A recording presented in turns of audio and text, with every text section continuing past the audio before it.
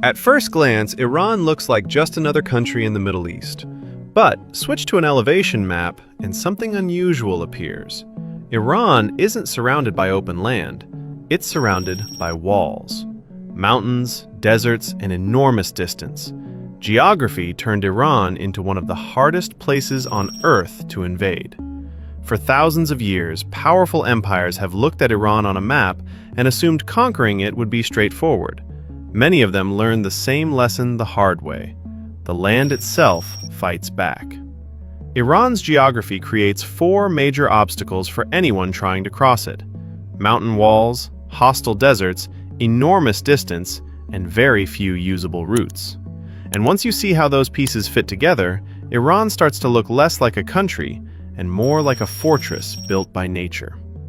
To understand Iran's geography, the first thing you need to do is forget the flat, open image that comes to mind when you think of the Middle East. Iran is something else entirely. It sits on a high central plateau, elevated, arid, and enormous. Surrounding that plateau on nearly every side are some of the most formidable natural barriers on Earth. And cutting through the interior are 2 of the world's most hostile deserts.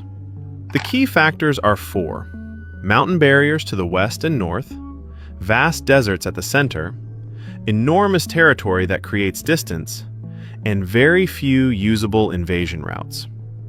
Let's take each one in turn. Start in the west. If you were approaching Iran from what is today Iraq, the first thing you would encounter is the Zagros Mountains, a massive chain that runs roughly 1,500 kilometers from northwest to southeast, forming a wall along Iran's western edge. These are not gentle hills.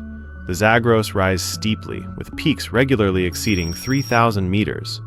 The range is layered, ridge after ridge, valley after valley, meaning that crossing it is not a single challenge, but a repeated one. Every time an army crested one ridge, another waited on the other side.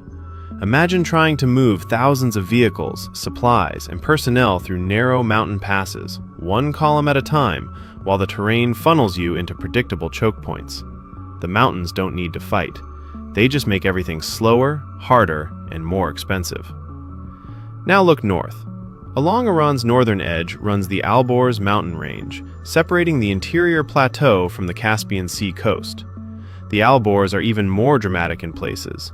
Mount Damavand, a dormant volcano in this range, is the highest peak in the Middle East at over 5,600 meters.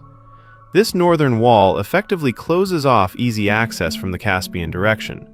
Together, the Zagros and Alborz form a natural perimeter that wraps around much of the Iranian plateau. Any force trying to enter must pass through or over one of them, and that passage is never simple. Now suppose an army somehow manages to cross the mountains. What do they find on the other side? 2 of the most inhospitable deserts in the world. The Dasht-e Kavir, sometimes called the Great Salt Desert, sits in the north-central part of Iran. It covers roughly 77,000 square kilometers. The surface is a treacherous mix of salt crusts, soft mud, and dry lakes that can swallow equipment whole. Temperatures swing from brutal heat in summer to freezing cold in winter. There is almost no water. Further southeast lies the Dasht-e Lut, the Desert of Emptiness. Surface temperatures here are among the highest ever recorded on the planet. It stretches for hundreds of kilometers with no reliable water and almost no vegetation.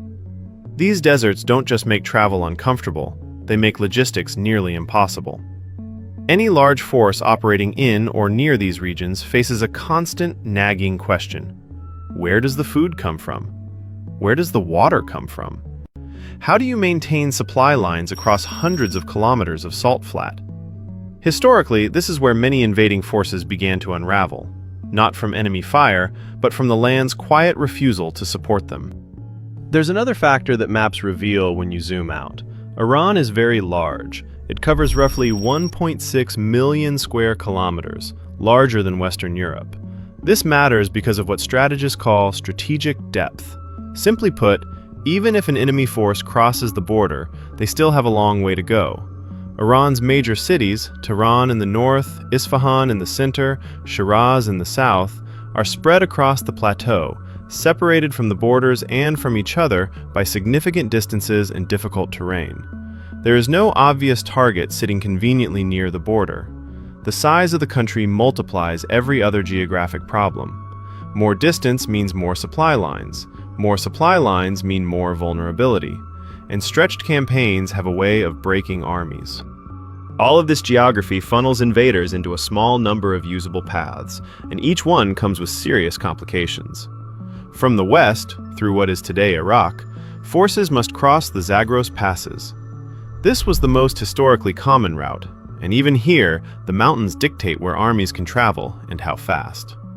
From the north, through the Caucasus region, an invader faces the combined obstacle of the Alborz range and the narrow, mountainous corridors between the Caspian Sea and the highlands. From the east, through Central Asia, the approach is long and crosses some of the most remote and arid terrain in the world before even reaching Iran's borders. There is no easy road in.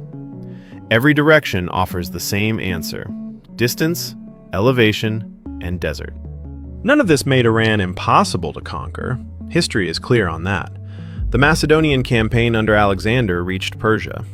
The Mongols in the 13th century pushed through with devastating force, and they represent one of history's most powerful examples of what it takes to overcome these geographic obstacles: enormous numbers and a willingness to absorb enormous costs.